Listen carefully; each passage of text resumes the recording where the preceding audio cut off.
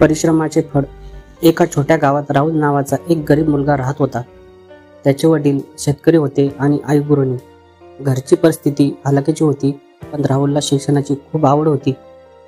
त्याच्या वडिलांकडे एवढे पैसे नव्हते की त्याला चांगल्या शाळेत घालता येईल, पण तरीही त्यांनी आपल्या कष्टाच्या कमाईतून त्याला शिक्षण देण्याचा प्रयत्न केला. राहुल अतिशय हुशार आणि मेहनती होता. तो सकाळी शाळेत जात असे आणि संध्याकाळी आपल्या आई वडिलांना शेतात मदत करत असे. अभ्यासासाठी त्याच्याकडे नीट साधनेही नव्हती. वीज नसल्यामुळे तो रात्री कंदिलाच्या प्रकाशात अभ्यास करत असे. त्याच्या मित्राकडे चांगली पुस्तके, गणवेश आणि वह्या होत्या, पण त्याच्याकडे फारसे काही नव्हते. तरीही तो कधीही परिस्थितीची तक्रार करत नसे. तो फक्त आपल्या शिक्षणावर आणि मेहनतीवर भर देत असे.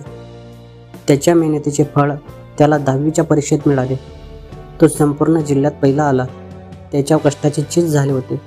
संपूर्ण गावात त्याचे कौतुक झाले. त्याच्या यशामुळे एक दानशूर व्यक्तीने त्याचे पुढील शिक्षण करण्यासाठी मदत केली.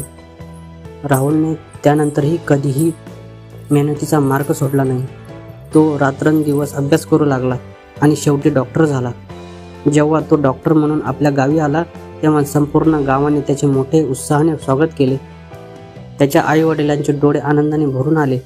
त्यांनी कधी स्वप्नातही विचार केला नव्हता की त्यांचा मुलगा इतका मोठा होईल. राहुलने त्याच्या गावात एक मोठे रुग्णालय उघडले आणि गरीब लोकांसाठी मोफत उपचार सुरू केले.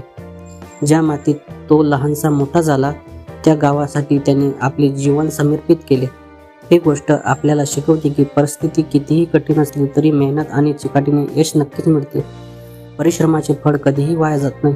ती मिळतेच, लवकर कधी उशिरा, पण हमखास मिळते. मित्रांनो, व्हिडिओ आवडला असल्यास चॅनलला सबस्क्राईब करा. धन्यवाद.